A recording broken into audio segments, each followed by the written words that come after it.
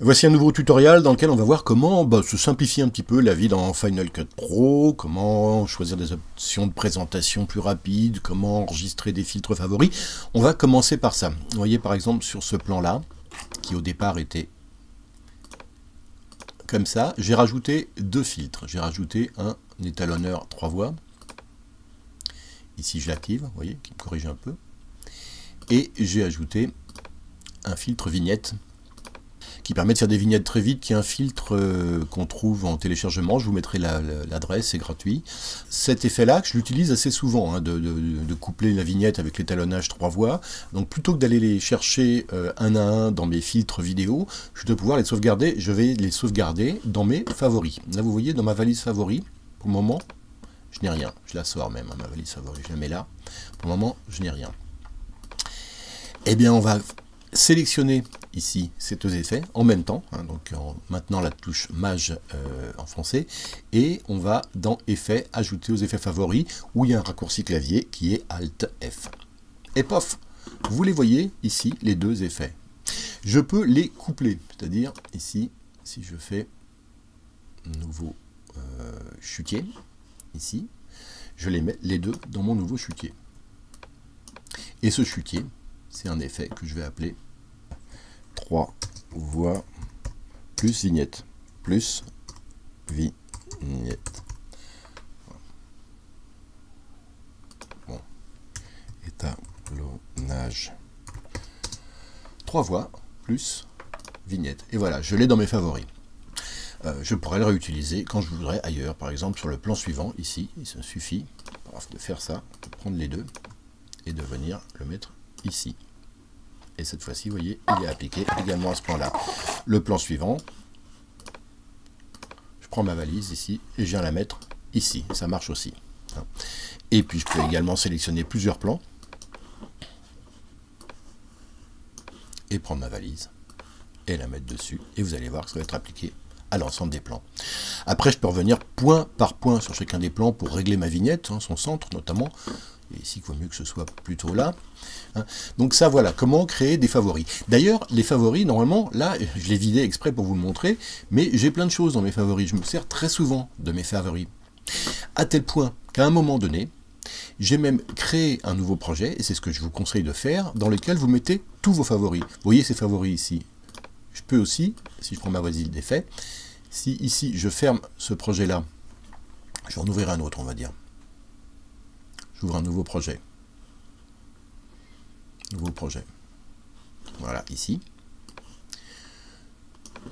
Je reprends ma valise de favoris de tout à l'heure. Et cette valise de favoris, dans laquelle j'ai pour le moment pas grand-chose, hein, uniquement l'étalonnage à 3 voies, je la pose ici. Et ensuite, j'enregistre. Et je vais le mettre, pas dans la button bar, mais sur le desktop. Et je vais l'appeler mes favoris à moi. Je le mets sur le bureau. Toc. On va faire un pommage pour que vous voyez, mes favoris à moi sont arrivés ici. Là, on est là.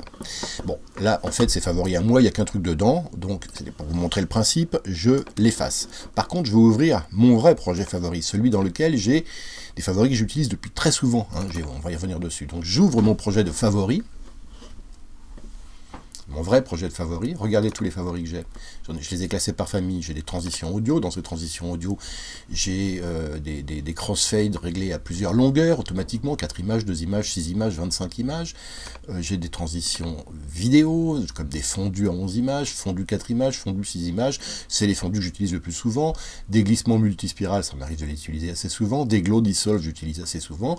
Et dans mes favoris habituels, je n'avais pas ce que je viens de créer là, l'étalonnage et la vignette. Donc ceux-là, je vais les reprendre dans les favoris de mon projet et je vais les glisser ici dans ma valise vidéo transition. Et désormais, ce nouvel attelage que je viens de créer, étalonnage à 3 voies vignette, vous le voyez, on le retrouve dans mon projet favori. Alors ensuite, je prends dans mon projet qui s'appelle favori l'ensemble des favoris, je sélectionne l'ensemble ici de mes petites valises et je viens les mettre dans les favoris de la colonne effet, c'est-à-dire cette fois-ci dans un remplacement logique. Voilà. Hein, donc maintenant, je peux fermer mon projet favori. Hein, voulez-vous l'enregistrer? Oui, puisque je l'ai changé. Je me retrouve donc dans cette configuration avec mon projet. Et ici, dans les effets, des valises de favoris incluant tous mes favoris habituels. Alors ça, je vais en faire pour ce petit projet ici, favori, je l'ai toujours sur moi dans une clé USB, et si je veux faire un montage dans une station qui n'est pas la mienne et sur laquelle je n'ai pas mes favoris, j'ouvre ça, je copie mes favoris dans la valise favoris des effets, et voilà, je me retrouve avec une série de favoris. On va voir maintenant comment changer la présentation des pistes ici. Alors ça se règle dans les préférences utilisateurs, et pour ouvrir le préférence utilisateur, il y a un raccourci clé qu'il est bon de connaître, c'est Alt Q. Vous voyez, j'ouvre mes préférences utilisateurs et je vais sur les options de la timeline, et vous le voyez, j'ai 4 pistes vidéo, 4 pistes audio, mais moi je préfère en avoir 3, donc je vais mettre 3 ici, et je vais mettre 6 pistes audio, je préfère que ce soit comme ça. Petite, ça me va, j'aime bien afficher l'oscilloscope audio, et les doublons d'image. Les doublons d'image, ça me fait une petite barre, ça me fait une barre de couleur ici, là où les images sont en doublon, c'est-à-dire que je les ai utilisées 2 fois. Et puis là, je ne vais pas mettre l'indicateur de vitesse, mais par contre, les barres de filtre, j'aime bien savoir effectivement que j'ai une barre de filtre, ça m'indique les plans où j'ai des filtres. Donc je fais OK, et sur la prochaine séquence, Pomen, vous voyez, la présentation est différente. Et si je copie les rushs sur lesquels j'étais, on va revenir ici, si je copie quelques plans de mon ancienne séquence Pomme C dans la nouvelle, pour que vous voyez la différence de présentation des images, hein, donc vous le voyez ici. Ce qui est nouveau, c'est qu'effectivement, on voit les petits filtres que j'ai mis. Hein, on les voit en vert, hein, ici. Alors on peut enregistrer cette présentation de piste et on peut la sauvegarder. On l'enregistre ici. On clique droit dans ce petit carré où il y a l'option de présentation des pistes, c'est le menu local de présentation des pistes. Et on fait enregistrer la présentation de piste, hein, ici. Et je l'enregistre et je l'appelle, par exemple, The Webs. Voilà. Maintenant, je vais aller la chercher ici à nouveau.